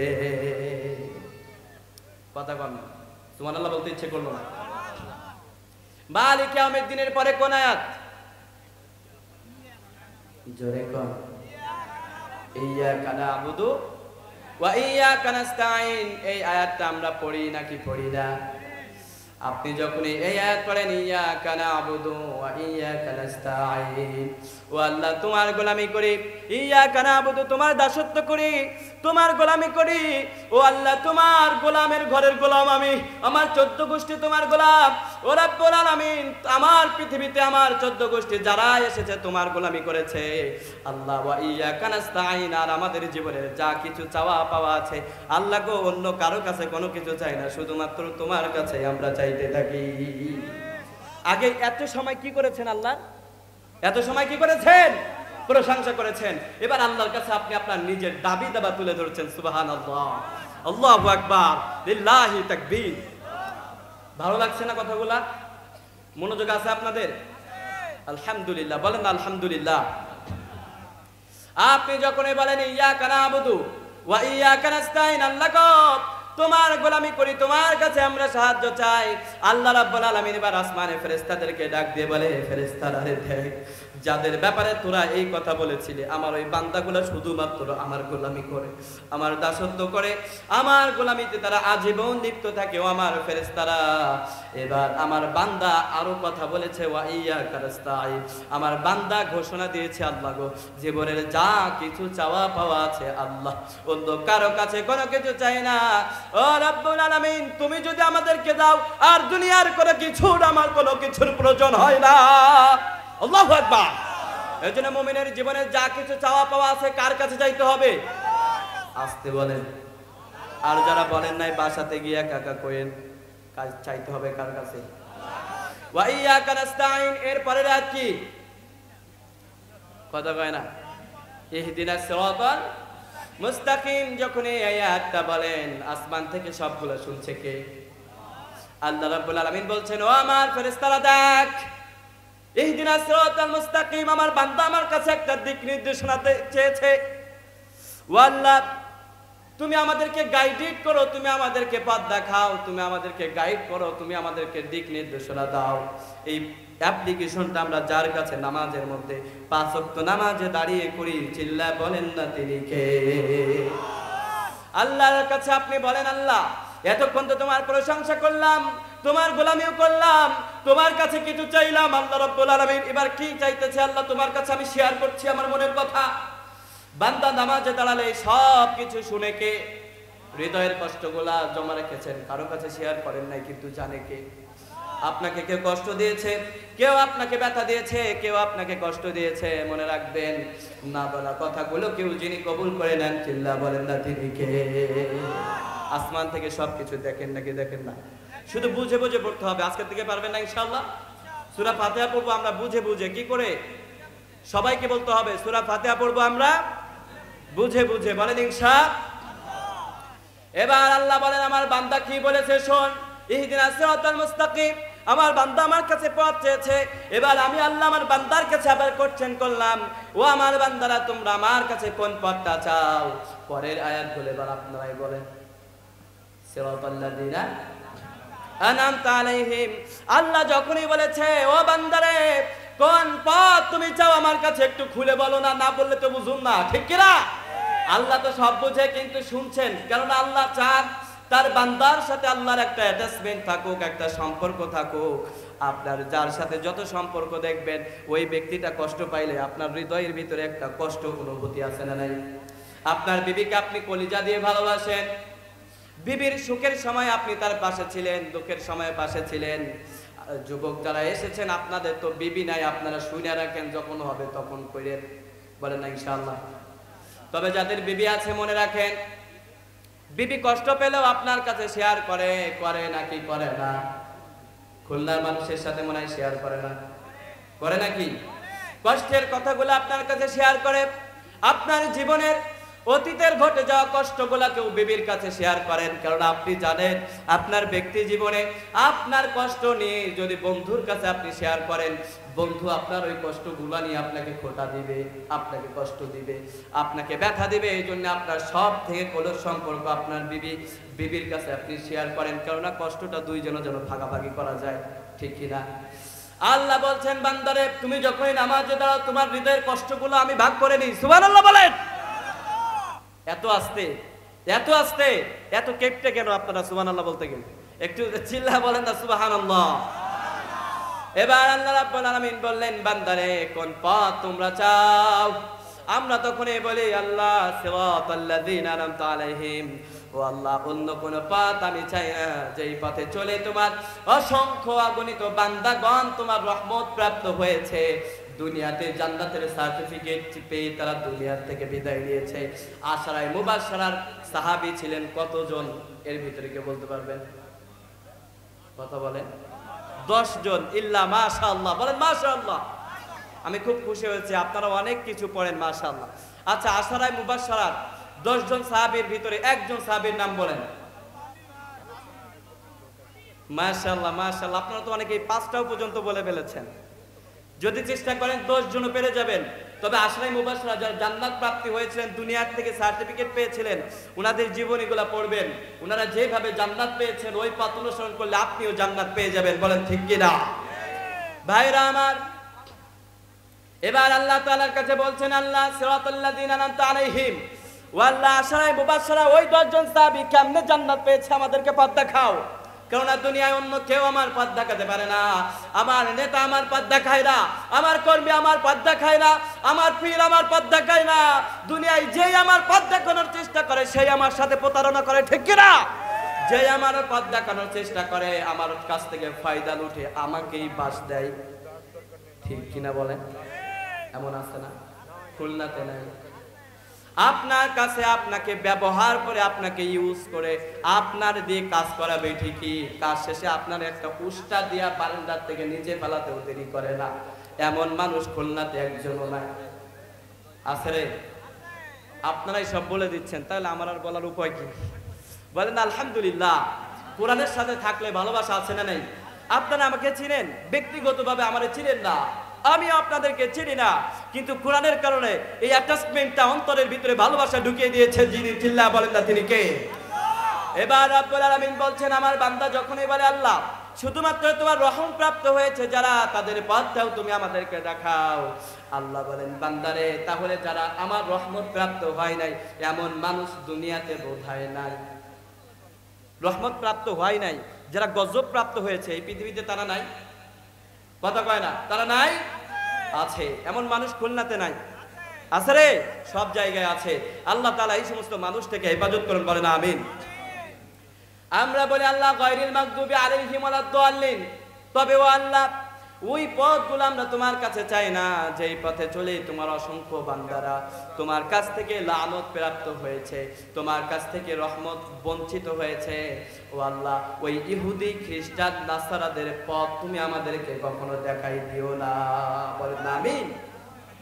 এই জন্য সূরা ফাতিহার পরে আমিন বলতে হয়। আমিন মানে আল্লাহ কবুল করে। কে কবুল করব? কবুল করার মালিক কে? না আপনার মা, আপনার বাবা, আপনার নেতা, আপনার নেত্রী, কেউ কবুল করতে পারে না। কবুল করতে পারেন যিনি, তিনি কে? এই জন্য আল্লাহ রাব্বুল আলামিন বললেন, বান্দারে সূরা ফাতিহার পরে যখনই আমিন বলবা, আমিন বলার সাথে সাথে ফেরেশতারাও যদি আমিন বলে তোমার দোয়াটার সাথে সাথে আল্লাহ কবুল করে নেন। এই জন্য নামাজের ভিতরে আমিন বলবেন, রাজি আছেন? নামাজের ভিতরে যারা জোরে আমিন বলেন, আমি কিলাকিলি করতে আসি নাই, জোরে আমিন বললেও ঠিক আছে, আস্তে আমিনও বলা যায়, ঠিক কিনা? কোনোটাই নাজায়েজ না। কিন্তু ইসলামের ভিতরে যারা ডিবেট করে ওদের সাথে ইসলামের কোনো সম্পর্ক থাকতে পারে না, ঠিক কিনা? ওরা চায় ইসলামকে ফাটল ধরাতে, কিন্তু আমরা আম জনতা যারা এসেছি ইসলামকে জীবনের রক্তবিন্দু থাকতে ফাটল ধরতে দেওয়া যাবে না। খুলনার যুবকরা রাজি আছো? বলেন না ইনশাআল্লাহ। যারা ফাটল ধরাতে চায় ওদের পরিচয়কে আমাদের মানুষের সামনে তুলে ধরতে হবে, ঠিক কিনা? ওরা ইসলামের শত্রু, ওরা কোরআনের শত্রু, ওরা দ্বীন ইসলামের শত্রু, ঠিক কিনা? ওরা মুসলিমের কোনো বন্ধু হতে পারে না, ঠিক কিনা বলেন? সাহাবীরাও আমিন বলতেন, আপনিও আমিন বলেন, তাহলে কিলাকিলি কেন? ঠিক কিনা বলেন? আপনার প্রভু কয়জন? আমাদের নবী কয়জন? আমাদের কিতাব কয়টা? ভাইরা আমার, আমাদের সব তো এক, কিন্তু আমরা বিভেদ করি কেন? আমিন জলে বলা, আমিন আসতে বলা, ডোন্ট কেয়ার, যে যেটা বলে আলহামদুলিল্লাহ, তারা তো আমার ভাই, তারা মুসলিম, আমার ভিতরে কোনো বিভেদ নাই। আমি এসেছি আল্লাহর রজ্জুকে সত্য করে আঁকড়ে ধরতে, সুবহানাল্লাহ বলে। কারণ আল্লাহ নিজেই ঘোষণা দিয়েছেন, ওয়াতাসিমু বিহাবিলিল্লাহি জামিয়া, যতদিন পর্যন্ত আমি আল্লাহর রজ্জুকে সবাই মিলে একত্রভাবে ঐক্যবদ্ধ হয়ে আঁকড়ে ধরতে পারবা, কোনো আস্তিক নাস্তিকরা তোমার কোনো ক্ষতি করতে পারবে না, চিল্লা বলেন না, ঠিক কিনা? কিন্তু যখনই তোমার ভাইয়ের ভিতরে, তোমার ভিতরে বিভেদ ঢুকে যাবে, বুঝে নিও তোমার ঘর থেকে ওরা লাথি মেরে তাড়াতেও দেরি করবে না, ঠিক কিনা বলেন? এই জন্য আমাদেরকে ঐক্যবদ্ধ থাকতে হবে। যে যাই সম্পর্ক, যে আমারে খারাপ মনে করুক, ডোন্ট কেয়ার, আমি তাকে ভালোবাসি। কেউ আমারে লাথি দিতে চাইলে আমি তারে কোলে টানি, কেউ আমারে দুঃখ দিতে চাইলে আমি তারে ভালোবাসা দিই, ঠিক কিনা? আমার এ ঘর ভাঙিয়েছে যে বা, আমি বাঁধি তার ঘর, আপন করে কাঁদিতে বেড়ায় যে মরে করেছে পর। এই কবিতাটা কার? কথা কয় না? কাজী নজরুল ইসলাম। ইসলামের জন্য তার কলম চলেছে খুব বেশি, ঠিক কিনা? আল্লাহকে যে পাইতে চায়, আমি একটু আগে সঙ্গীতটা বললাম, এই সঙ্গীতটাও লিখেছে কে? কাজী নজরুল ইসলাম।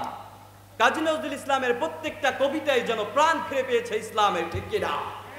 আল্লাহ তাআলা ওনাকে জান্নাতি করুক, বলেন আমিন। তবে ওনার কিছু কিছু সঙ্গীতের ভিতরেও কিছু কিছু শিরকের কণ্ঠ আছে না নাই? উনি বুঝে নাই, আবেগবশত করে ফেলেছে। আমরা যদি ওনার জন্য দোয়া করি, আল্লাহ ওনাকে মাফ করে দিবেন, বলেন আমিন। উনি চেয়েছিলেন আল্লাহ আমার কবরটা যেন মসজিদের পাশে হয়, কবুল করেছে কে? সবাই বলেন।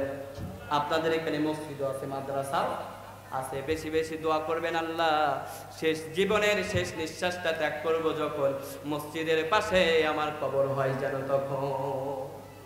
করতে পারবেন না দোয়াটা? আরে ভাই, এটা তো সৌভাগ্য। প্রতিদিন মসজিদে মুয়াজ্জিন আজান দেয়, কবর থেকে যদি আপনি শুনতে পান, এটা আপনার সৌভাগ্য, ঠিক কিনা? মসজিদের পাশে আমার কবর দিও ভাই, ঠিক কিনা বলেন? যেন করে হতেও মুয়াজ্জিনের আজান শুনতে পাই, বলেন আমিন। মসজিদেরই পাশে আমার কবর দিও ভাই, যেন গড়ে হতেও মুয়াজ্জিনের আজান শুনতে পাই। বলেন আমিন। আল্লাহর কাছে দোয়া করি, আল্লাহ শেষ নিঃশ্বাস যেদিন ত্যাগ করবো আমরা, ওই সময়টা যেন আমাদের কবরটা মসজিদের পাশে হয়। বলেন আমিন। এর জন্য সূরা ফাতিহার পরে কি বলবেন সবাই বলেন? আমি শুনি নাই, একটু জোরে বলেন আমিন। কি বলবো আমরা? আমিন। তবে আমিন নিয়ে কিলাকিলি থাকতে পারে? যারা কিলাকিলি করে ওদের সাথে আমাদের কোনো সম্পর্ক ওরা আর যাই হোক ইসলামের কোনো বন্ধু, ওরা কোনো ইসলামের কোনো ভালো কিছু চাই, ওদের সাথে আমাদের কোনো সম্পর্ক থাকতে পারে না। চিল্লা বলে এটা ঠিক কিনা? আল্লাহ রাব্বুল আলামিন তার হাবিবকে তো এজন্য পাঠিয়েছিলেন দুনিয়ার মানুষ যেন একমাত্র শুধু আল্লাহর ইবাদত করে, তারা যেন সবাই আল্লাহর রাজ্যকে একত্রভাবে আঁকড়ে ধরে। এই জন্যই তো আল্লাহ রাসূলকে পাঠিয়েছেন। আপনি কিসের দাওয়াত পেয়েছেন যার কারণে আপনি মুসলিমের ভিতরে বিভেদ তৈরি করেন? ঠিক কিনা? কারণ বুঝতে হবে, যাদের দাওয়াতের ভিতরে বিভেদ পাওয়া যায় ওদের দাওয়াতটা সঠিক নয়, ওরা ইহুদি খ্রিস্টানদের দ্বারা লালিত পালিত হয়। কথা কয় না? এমন মানুষ খুলনাতে নাই, আছে রে? আল্লাহ ওদেরকে হেফাজত করুক, বলেন আমিন। ওদেরকে হেদায়েত করুক, বলেন আমিন। ভাইরা আমার, এবার আমরা এতক্ষণ তো ডিসপ্লেতে দেখেছি, এখন তো শপিং মলে যেতে হবে। এখন কি শপিং মলে না গেলে আপনি জিনিসটা ক্রয় করতে পারবেন? এতক্ষণ সব ডিসপ্লেতে দেখেছেন না? এবার আমরা চলেন, এবার খুলনা সবচেয়ে ভালো শপিং মলের নামটা কি বলেছিলেন? বুঝি নাই। এই আকাঙ্ক্ষা টাওয়ার, আমি যেটা গেছি এটারই বললাম। আকাঙ্ক্ষা টাওয়ারের ভিতরে বিভিন্ন শপিং মল আছে, তো আছে না? ডিসপ্লেতে অনেক ভালো ভালো জিনিস দেখেছেন, ভিতরে না গেলে তো কিনা যাবে না। বাইরের থেকে অর্ডার করলে এরা বলবে যে বেটা তুই বাইর হ, তোরে ঢোকার প্রয়োজন নাই। ঠিক কিনা? কারণ তোর জন্য আমরা চাকর রই নাই, আমাদের ভিতরে ঢুকে জিনিস পছন্দ কর, তারপরে ক্যাশ মেমো নে, এর থেকে বাইর হ। ঠিক কিনা বলেন? আপনি এতক্ষণ সূরা ফাতিহার ডিসপ্লে দেখেছেন, ভিতরে তো যেতে হবে, তা না হলে আপনি কিনবেন কিভাবে? ভিতরে না গেলে ঈমানকে তাজা করবেন কিভাবে? ও খুলনার মুসলমানরা শুনে, ভিতরে যদি আপনি না প্রবেশ করেন, ভিতরে না প্রবেশ করার কারণে আপনার ঈমান ও পূর্ণতা পেতে পারে না। চিল্লা বলেন না ঠিক কিনা? আলোচনা কি চলবে? আমার তো সময় দেওয়া হয়েছিল 9:30, আমি শেষ করে দিই ইনশাআল্লাহ। চলবে? কতক্ষণ? সুবহানাল্লাহ। আমি যতক্ষণ আলোচনা করব আপনারা ততক্ষণ থাকবেন, বলেন ইনশাআল্লাহ। সূরা আল ফাতিহার প্রথম আয়াত হচ্ছে আলহামদুলিল্লাহি রাব্বিল আলামিন। জোরে বলেন আলহামদুলিল্লাহি। The all praise is due to Allah, Lord of the worlds.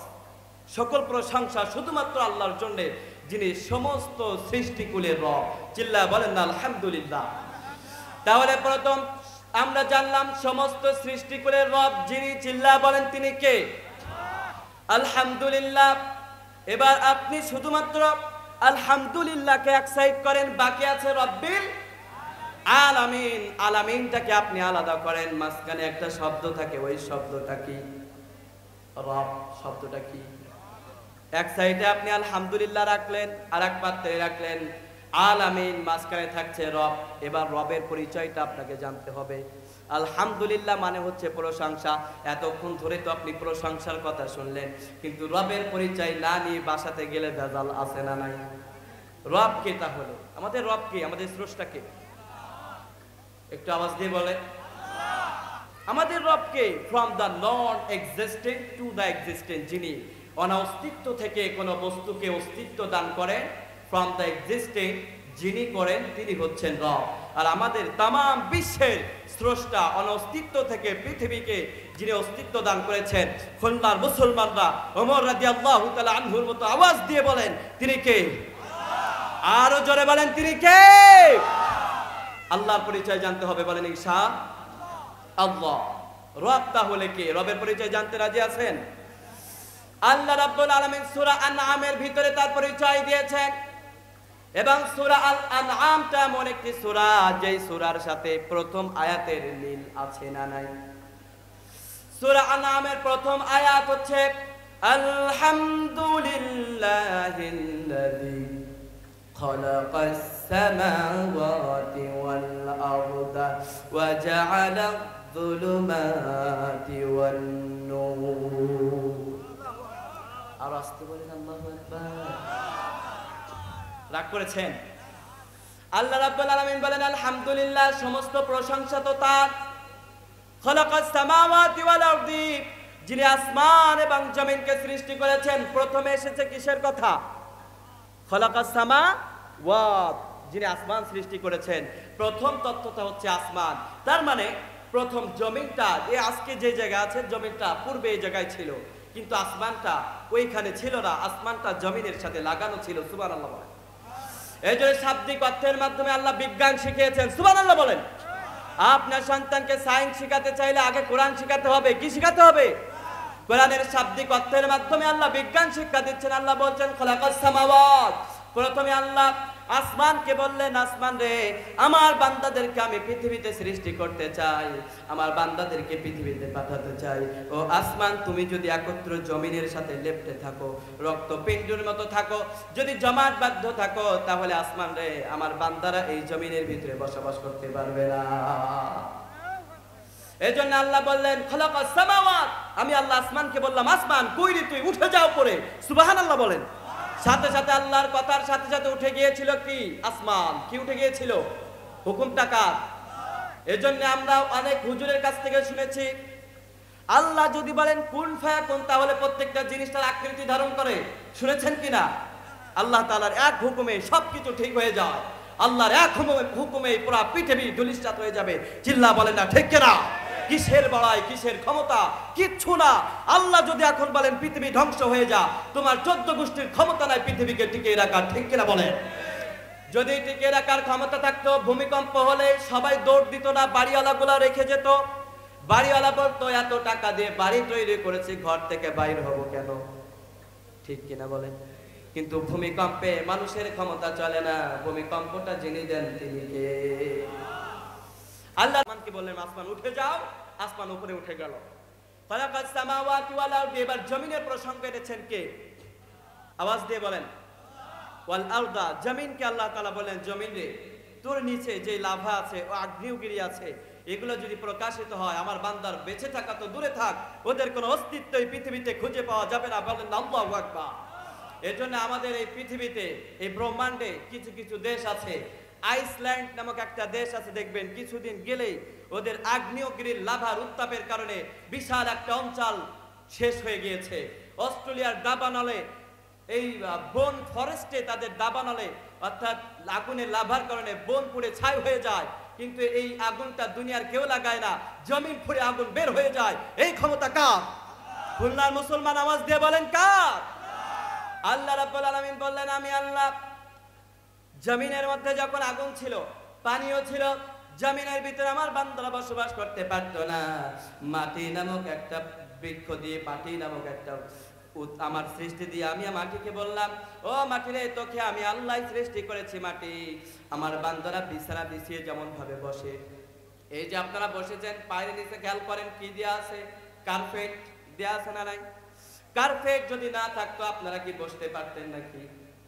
কেউ কেউ বসতেন, আবার কেউ কেউ দাঁড়িয়ে থাকতেন। বলতেন হুজুর জামা কিনেছে, নতুন জামা, ময়লায় বসবো কেন, দাঁড়িয়েই থাকি। কথা বল ঠিক কিনা? বসেছেন তখন যখন এখানে দেয়া হয়েছে কার্পেট। কার্পেট না দিলে আপনারা বসতেন? আল্লাহ রাব্বুল আলামিন বললেন, আমার বান্দারা যদি বসবাস করতে না পারে, আসমান এবং জমিনকে পৃথক করে তো কোনো লাভ নাই। জমিন রে, তুমি বিছানার মতো হয়ে যাও, আমার বান্দার বসবাসযোগ্য করে তোলো। তাহলে আসমান এবং জমিন আমাদের জন্য যিনি বাসযোগ্য করেছেন, প্রথম পয়েন্টে আমরা এটা ধারণা পেলাম, যিনি করেছেন তিনি কে? আল্লাহ বলেন রব। ওই যে রব শব্দটা শুনেছিলেন, from the non existing to the existing, যিনি অনস্তিত্ব থেকে অস্তিত্ব দান করেন। পৃথিবীর কোনো অস্তিত্ব ছিল না ভাই, এই অনস্তিত্ব থেকে পৃথিবীর অস্তিত্ব দান করেছে কে? এবার আল্লাহ বলছেন রব শব্দের আরো একটি অর্থ আছে আমার বান্দারা, তোমরা কি জানো? ওই অর্থটা হচ্ছে লালন করা, পালন করা। সুবহানাল্লাহ কোন?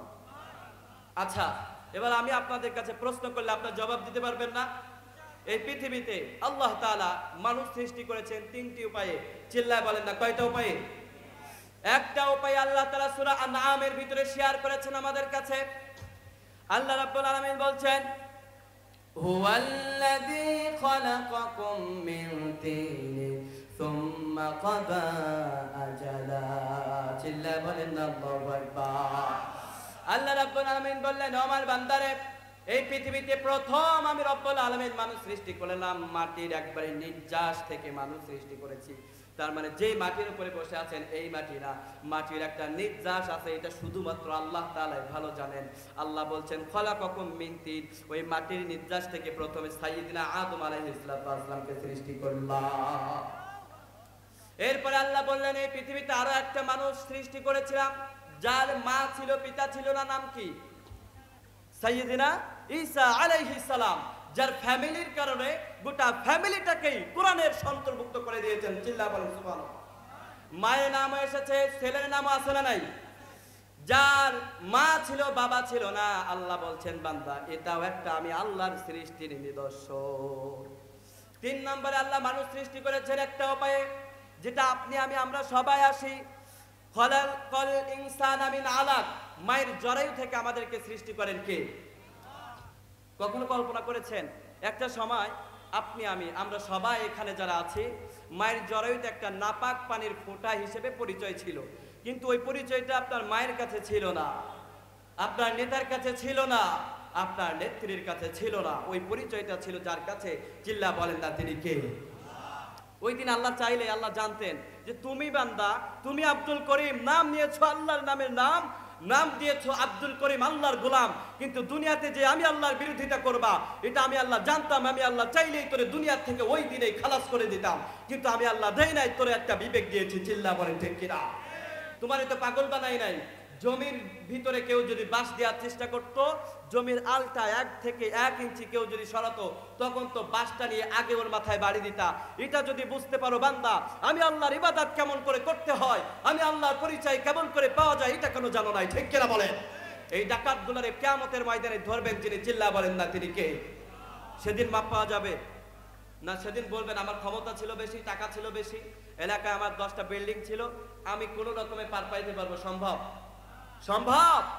আল্লাহ বলছেন খলাকাল ইনসানা মিন আলাক, আমি আল্লাহ পাক রব্বুল আলামিন তোমাদেরকে মায়ের জরায়ু থেকে সৃষ্টি করেছি। কেমন ভাবে আল্লাহ সৃষ্টি করেছেন মনোযোগ আছে না গেছে? শুনতে ভালো লাগে না খারাপ লাগে? প্রথমে আপনি আমি মায়ের জরায়ুতে 1 ফোঁটা নাপাক পানি ছিলাম। আল্লাহ বলছেন যখন 2 সপ্তাহ হয়ে যায় বান্দারে, তোর মায়ের কাছে তোর পরিচয় ছিল না, ওই পানির টুকরাটাকে আমি আল্লাহ পাক রব্বুল আলামিন দয়া করে মায়া করে রক্তের টুকরা বানালাম। আল্লাহু আকবার বলেন। আরো 2 সপ্তাহ যখন হলো, ওই রক্তের ভিতরে আমি আল্লাহ পাক রব্বুল আলামিন মাংস দিয়ে তোর একটা গঠন দিলাম। আরো 2 সপ্তাহ যখন হলো, 4 সপ্তাহ যখন অতিক্রম হলো বান্দারে, তোর এই মাংসের টুকরাটা আর একটু বড় হলো।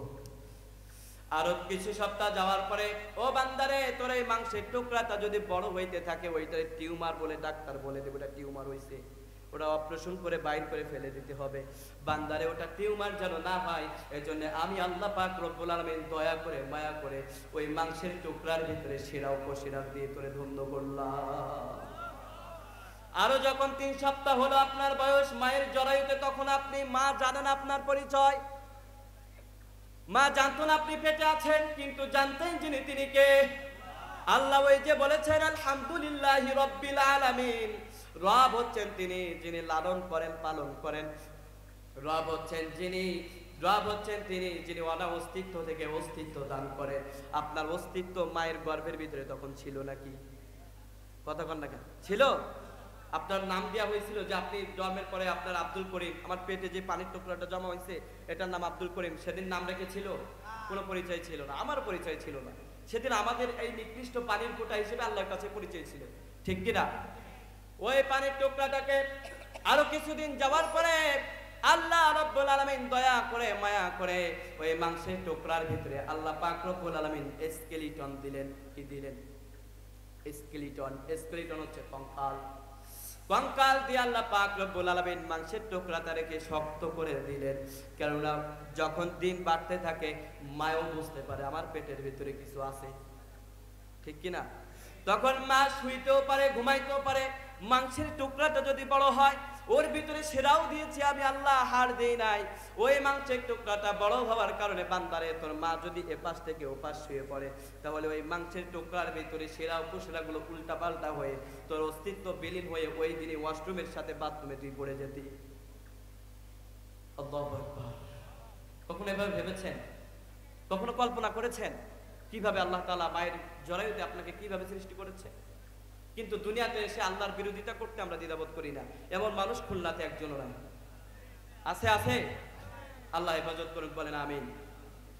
ধীরে ধীরে যখন আপনার একটা আকৃতি পেল, 120 দিন আপনার মায়ের জরায়ুতে আপনার বয়স হয়েছে, মা এবার বুঝতে পেরেছে আমার পেটের ভিতরে কিছু একটা আছে।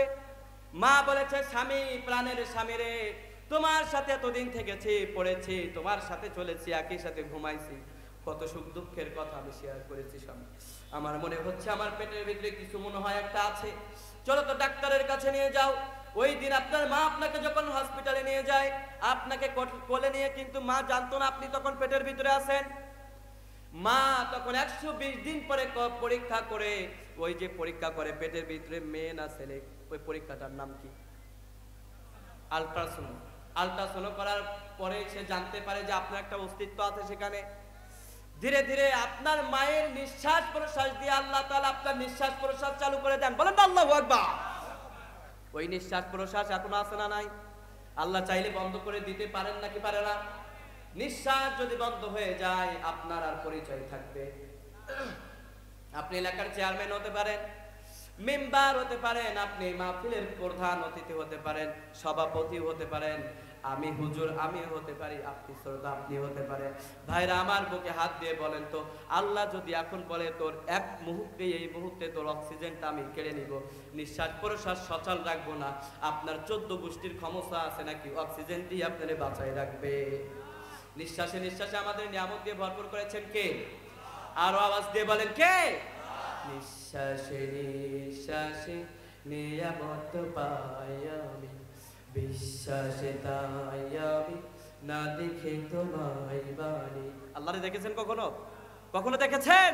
একটু আওয়াজ দিয়ে বলেন, আল্লাহরে দেখেছেন? নিঃশ্বাসে নিঃশ্বাসে নিয়ামত পাই আমি, বিশ্বাসে তাই আমি না দেখে তোমায় বাড়ি। সে মানা সামান্য কত ত্রুটি পূর্ণ, তোমার মিজানে মেপনায় আমায় প্রভু।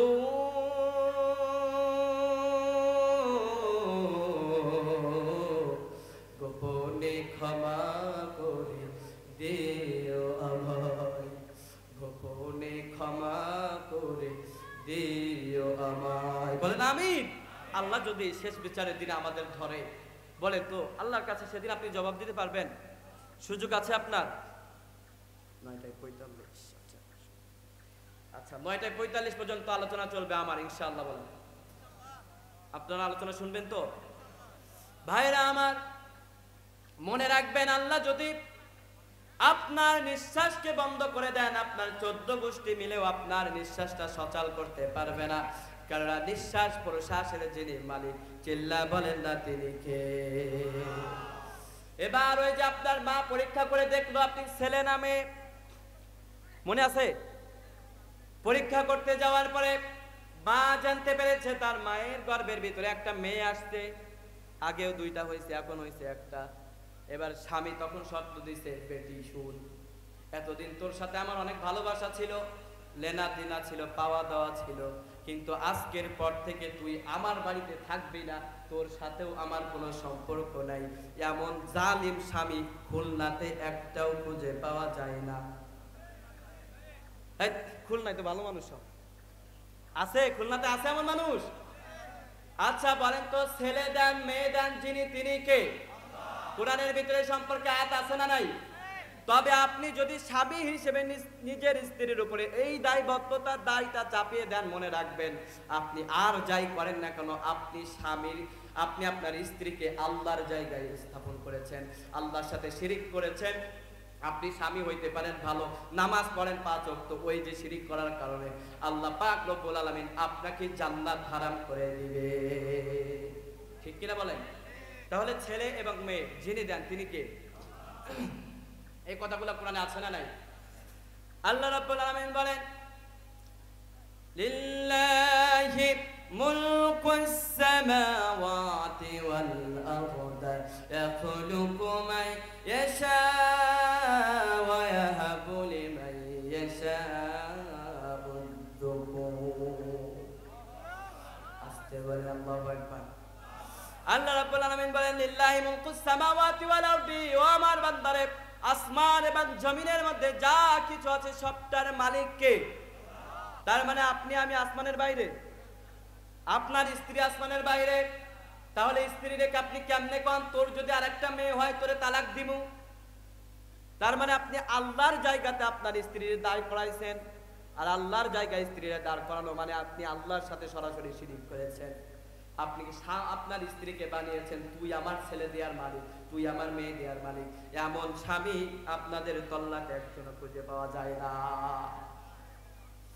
আল্লাহ বলেন বান্দা লিল্লাহি মুলকুস সামাওয়াতি ওয়াল আরদি ইয়াখলুকু মা ইয়াশা, জেনে রাখো আমি আল্লাহ পাক রব্বুল আলামিন যা ইচ্ছা, আমার যা ইচ্ছা তা আমি আল্লাহ তাআলা পৃথিবীতে সৃষ্টি করতে সক্ষম। কারণ সৃষ্টি জগতের পুরো ক্ষমতা আমি আল্লাহ দুনিয়ার কারো কাছে দেই নাই, সব ক্ষমতার মালিক আমি আল্লাহ। একটু আল্লাহু আকবার বললেন না? যদি প্রাণ দেওয়ার মালিক দুনিয়ার কেউ হতো, এই পৃথিবীতে শ্রেষ্ঠ ধনীদের ভিতরে যারা আছে ওরা চেষ্টা করত সম্পদ বেশি, যত সম্পদ লাগুক একটা প্রাণী আগামী আরো 100 বছর আমি বেঁচে থাকতে চাই, এমনটা চাইতো নাকি চাইতো না? খুলনার মানুষ জবাব দেয়। চাইতো কিনা? সে বাঁচতে চাইতো, মরতে চাইতো না। কেউ মরতে চায় না, কিন্তু মরতে সবাইকে হবে, ঠিক কিনা বলেন? আল্লাহ বলেন ইয়াখলুকু মা ইয়াশা, এই সৃষ্টির ক্ষমতা আমি আল্লাহ কাউরে দেই না, আমি আল্লাহ নিজের কাছে রেখে দিয়েছি। ইয়াহাবু লিমান ইয়াশাউ ইনাসা, এবার আমি আল্লাহ আরো একটা তত্ত্ব তোমাদেরকে বলে দিলাম, শুনো। ইয়াহাবু লিমান ইয়াশাউ ইনাসা, আমি রব্বুল আলামিন মেয়ে দেওয়ার মালিক আমি আল্লাহ। বলেন না সুবহানাল্লাহ। তবে আল্লাহ মেয়ের কথা কেন আগে আনলেন? একটা চিন্তার বিষয় আছে কিনা? কথা কয় না? চিন্তার বিষয় আছে না নাই? আল্লাহ বললেন ইয়াহাবু লিমান ইয়াশাউ ইনাসা, মেয়ের কথা এজন্য আনলেন, বিশ্বনবীজি বলছেন যার ঘরের ভিতরে প্রথম মেয়ে হয় ওই ব্যক্তিটার জন্য একটা জান্নাত আল্লাহ তাআলা দুনিয়াতেই রেজিস্টার্ড করে দেয়। জমি যেমন রেজিস্টার করেন না, রেজিস্টার করেন না আপনারা? গাড়ি কিনেছেন, হুন্ডা কিনেছেন, আপনাদের দৌলতপুরে গিয়েছেন, কাগজপত্র কিচ্ছু নাই, পুলিশে ধরে বলছে তোরে কিলামু, তো তোর 14 গোষ্ঠীরে কিলামু, কাগজ ছাড়া রাস্তায় বাইরে হইছস কেন? আপনি বলেছেন আমার বাপের এত এত বিল্ডিং আছে, পরিচয় দিয়ে ওখানে মাপ পাওয়া যাবে। কথা বল না, আরো আসতে বলেন। আল্লাহ রাব্বুল আলামিন বললেন বান্দারে তোর একটা কন্যা সন্তান দিলাম মানে হচ্ছে দুনিয়াতে একটা জান্নাত রেজিস্টার করে দিলাম। এজন্য কন্যা সন্তান হলে মন খারাপ করা যাবে? মন খারাপ করা যাবে? কিন্তু আমাদের দেশে বিভিন্ন মাজারে গিয়ে সন্তান চাই, এমন মাজার আপনাদের এদিকে নাই, আছে? আল্লাহু আকবার বলেন নাউযুবিল্লাহ। সন্তান দেওয়ার মালিক কে? ইয়াখলুকু মা ইয়াশা, যিনি দেন তিনি কে? আল্লাহ বলেন ইয়াহাবু লিমান ইয়াশাউ ইনাসা ওয়া ইয়াহাবু লিমান ইয়াশাউ যুকুর, কাউকে আমি আল্লাহ ছেলে দিই, কাউকে আমি আল্লাহ মেয়ে দিই। বান্দারে খেয়াল করে শোনো, আও ইযাউজুহুম যুকরানা ওয়া ইনাসা, আবার দেখবেন আপনার পূর্বপুরুষ যারা বাপ দাদার থেকে গল্প শুনেছেন, অনেকের বাপ দাদার এমনও পরিচয় ছিল তারা এক একজন দাদার সন্তান ছিল 12 জন 14 জন। এমন পরিচয় আপনাদের খুলনার ভিতরে একজনেরও নাই, আছে না? তাদের সন্তান ছিল বেশি, ছিল কিনা? আল্লাহ রাব্বুল আলামিন এবার বলছেন আও ইযাউজুহুম যুকরানা ওয়া ইনাসা, ওই যে আমি আল্লাহ তাআলা ছেলেও দিই মেয়েও দিই। যেমন আমি আমার নিজের পরিচয় বলি, আমার খালারা 4 বোন, আমার মারে দইরা 4 জন, আবার বলেন আমার মারও আমি খালা কই, তারা 4টা বোন, আবার ভাইরাও 4 জন, তার মানে কতজন টোটাল? 8 জন। তবে ছেলে মেয়ে একটা মিক্সিং আছে না, 4 জন ছেলে 4 জন মেয়ে। আল্লাহ তাআলা বলছেন আও ইযাউজুহুম যুকরানা ওয়া ইনাসা, আমি আল্লাহ তাআলা কিছু বান্দারে দিই, তবে এমন দিয়া দিই ছেলেও দিই মেয়েও দিই, দুইটা দিই, তাদেরকে ভরপুর করে দিই। বলেন না সুবহানাল্লাহ। ওয়া জানো আও ইযাউজুহুম যুকরানা ওয়া ইনাসা ওয়া জালু মা ইয়াশাউ আকিমা, আবার এমনও বান্দা দুনিয়াতে আছে ছেলেও দেই না মেয়েও দেই না, সব কিছু থেকে মাহরুম করেন যিনি, চিল্লা বলেন না তিনি কে? ছেলে দেওয়ার মালিক কে? মেয়ে। আর একবারে যারা কিছু না দেয় সেটাও করেন কে? এবার মনে হয় বাসাতে গিয়ে জায়নামাজ আল্লাহরে গালি দিবেন যে আল্লাহ এত কামাইলাম, সারা বছরের ইনকাম 10 তলা একটা বিল্ডিং দিয়েছি আল্লাহ রে, এখন যদি একটা পোলা সন্তান না দাও সব শেষ। মেয়েরে তো বিয়ে করে সব জামাই লয়া যাইবো, আল্লাহ আমার একটা সন্তান না দিলে খাইবো কে? চিন্তা আছে না একজনের? সবার চিন্তা আছে না? আল্লাহ রাব্বুল আলামিন বলেন বান্দারে হতাশ হওয়ার কিচ্ছু নাই, দুনিয়াতে যেটা পাও নাই আখিরাতে দিয়ে ধন্য করবে কে? জোরে বলেন, আরো চিল্লা বলেন। দুনিয়াতে যেটা আপনি পান নাই হতাশ হওয়ার কিচ্ছু নাই, কিয়ামতের ময়দানে মুমিনের জীবনের শ্রেষ্ঠ চাওয়া পাওয়া হচ্ছে জান্নাত। আমাদের জীবনের শ্রেষ্ঠ সবচেয়ে আকাঙ্ক্ষা চাওয়াপূর্ণ একটা বিষয় আছে, ওই বিষয়টার নাম কি? একটু আওয়াজ দিয়ে বলা যায় না বিষয়টার নাম কি? জান্নাত। জান্নাত আমরা সবাই চাই কি চাই না? মালিক তুমি জান্নাতে তোমার পাশে আমার একটা ঘর বানিয়ে দিও। আমিন বললেন না কেউ? ভালো লাগলো না মনে হয়? আল্লাহর ঘরের পাশে জান্নাতে একটা ঘর হোক, এটা কারা কারা চান? হাত উঠান তারা তারা। নাউযুবিল্লাহ। আপনারা দেখি সরজ যায় যেদিকে ওইদিকে ছাতা ধরা লোক, ঠিক নেই। আরে আমি তো আপনাদের অ্যাক্টিভিটি কালেকশন করছিলাম, রাগ করেন না বা কেউ। আমি দেখছিলাম আপনাদের মনোযোগ আছে, আপনাদের অনেক মনোযোগ আমি বুঝেছি, কিন্তু আবেগে অনেকে হাত উঠিয়ে ফেলেছিল। আমি বলেছি আল্লাহর কাছে জান্নাত চান না কারা কারা? হাত উঠান তারা। বুঝছেন নি? তবে আল্লাহ মনের খবর দেখেন ভাইরা আমার, রাগ করার কিচ্ছু নাই। মনে করেন না যে আল্লাহ এখানে তো সব তো ক্যামেরা হচ্ছে, আল্লাহর ফেরেশতারাও তো ভিডিও করছে, কিয়ামতের ময়দানে খবর আছে। আল্লাহ বলবো ওই দিনে তুই হাত উঠাইছিলি, জান্নাত দিবি না, যা তোরে জান্নাত দিব কেন, যা বেটা আনতে যা, তুই জাহান্নামে যা। এমন হইতে পারে কিনা?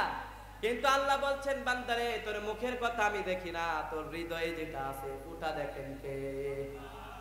কুল ইন্না সালাতি ওয়া নুসুকি ওয়া মাহইয়ায়া ওয়া মামাতি লিল্লাহি রাব্বিল আলামিন।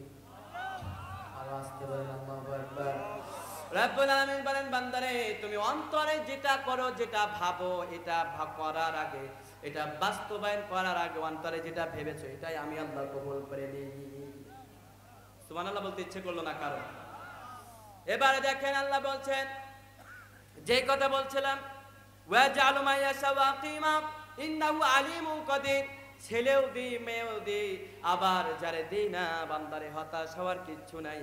যিনি দেন এবং দেওয়ার ক্ষমতা যার, যিনি দিবেন সবকিছু তিনি জানেন। ইন্নাহু আলিমুন কাদির, জেনে রাখো তিনি হচ্ছেন একমাত্র আল্লাহ। আপনাকে ছেলে দিবেন না মেয়ে দিবেন এটা জানেন কে? আসতে বলবেন না, জানেন কে? লিল্লাহি তাকবীর, লিল্লাহি তাকবীর। আরে ভাই আপনারা প্যান্ডেল কাঁপাতে হবে, পারবেন না ইনশাআল্লাহ? প্রধান মেহমান লিল্লাহি তাকবীর, লিল্লাহি তাকবীর। প্রধান মেহমানের আগমন, প্রধান মেহমানের আগমন, লিল্লাহি তাকবীর।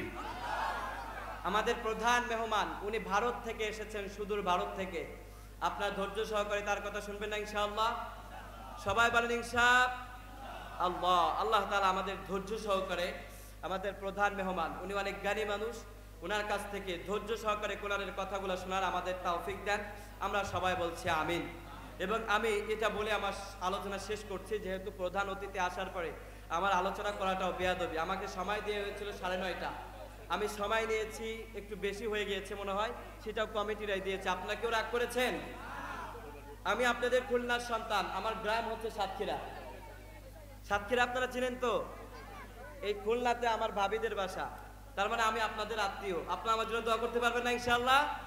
আমি আপনাদের জন্য দোয়া করি এবং আমরা দূর দূরান্তে সফর করি। উনিও এসেছেন ভারত থেকে, উনি অনেক জার্নি করে এসেছেন ইনশাআল্লাহ।